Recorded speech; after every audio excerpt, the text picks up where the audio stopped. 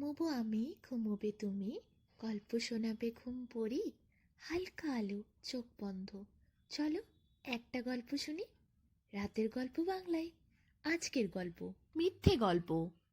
এক রাজার খুব ইচ্ছে হলো তিনি মিথ্যে গল্প শুনবেন। সে গল্প এমনই হবে যার মধ্যে সত্যতার লেশমাত্র থাকবে না, এবং এই গল্প যে শোনাতে পারবে তাকে তিনি 7 বস্তা সোনার মোহর দেবেন, আর রাজসভায় খুনীদের মধ্যে স্থান দেবেন।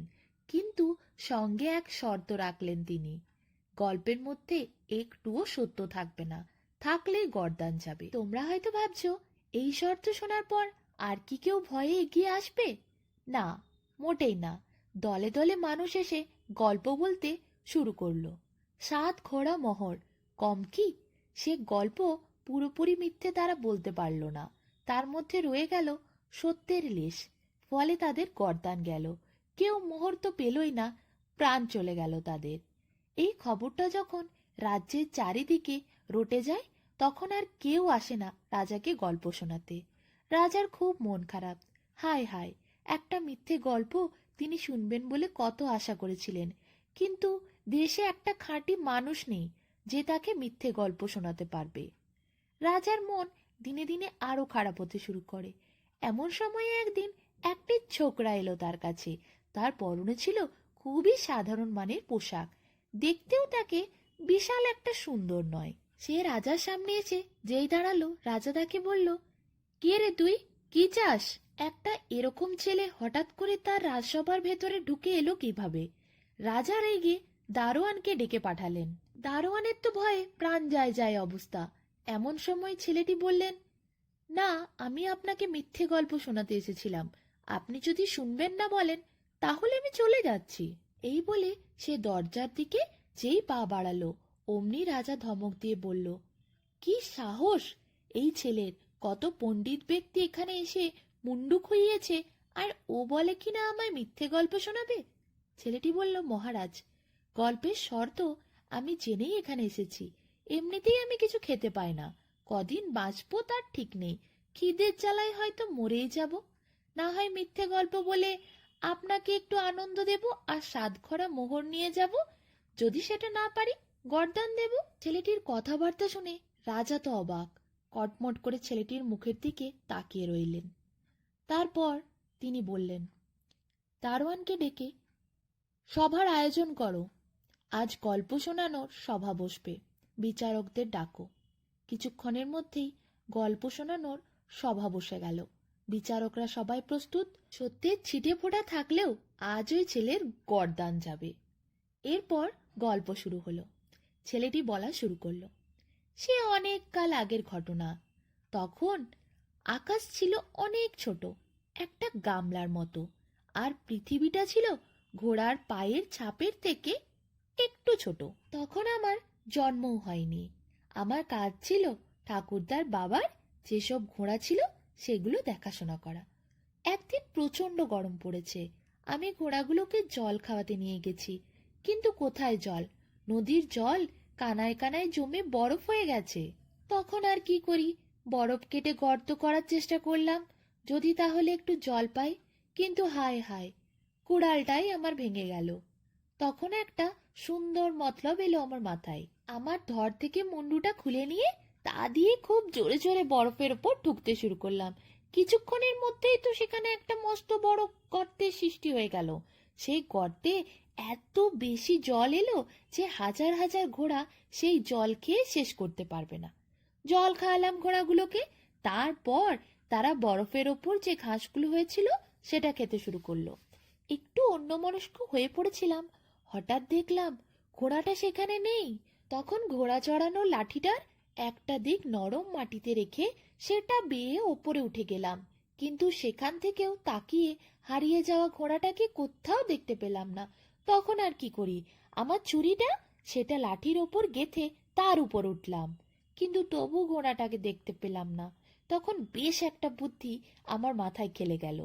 ছুরিটার মাথার ওপর একটা ছুঁচ গেঁথে দিলাম, তারপর সেই ছুঁচের ফুটো দিয়ে যেই তাকালাম, দেখতে পেলাম ঘোড়াটাকে সমুদ্রের মাঝখানে।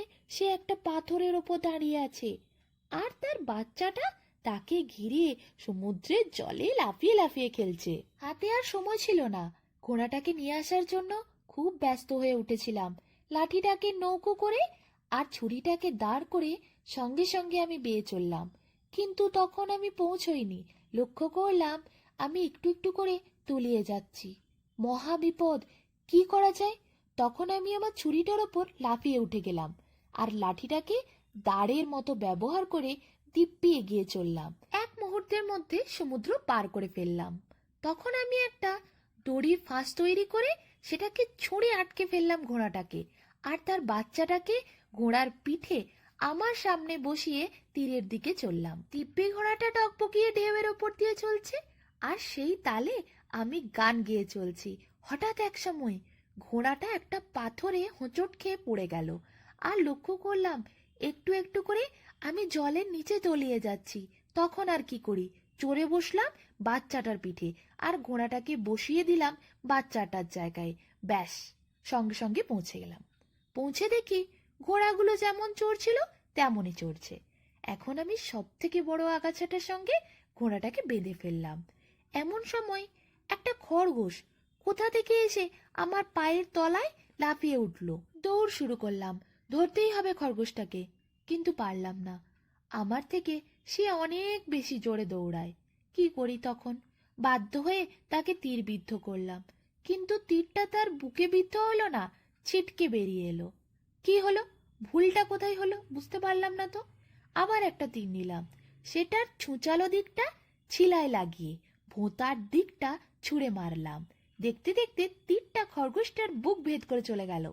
তখন আমি খরগোশটার ভালো করে মাংস বার করে চর্বিটাকে আলাদা করে ফেললাম। এরপর দরকার ছিল কিছু শুকনো কাঠের। হঠাৎ দেখলাম ঘোড়াটা প্রচুর পা ছুটছে আর আকাশে উড়ে যাচ্ছে। ভুল করে আমি তাকে একটা হাঁসের গলায় বেঁধে রেখেছিলাম। তাড়াতাড়ি গেলাম ঘোড়ার দড়িটা খুলে দিতে, কিন্তু তা আর সম্ভব হলো না, কারণ দেখলাম কাঠগুলো কোথাও নেই, সব ডানা মেলে আকাশে উঠে গেছে।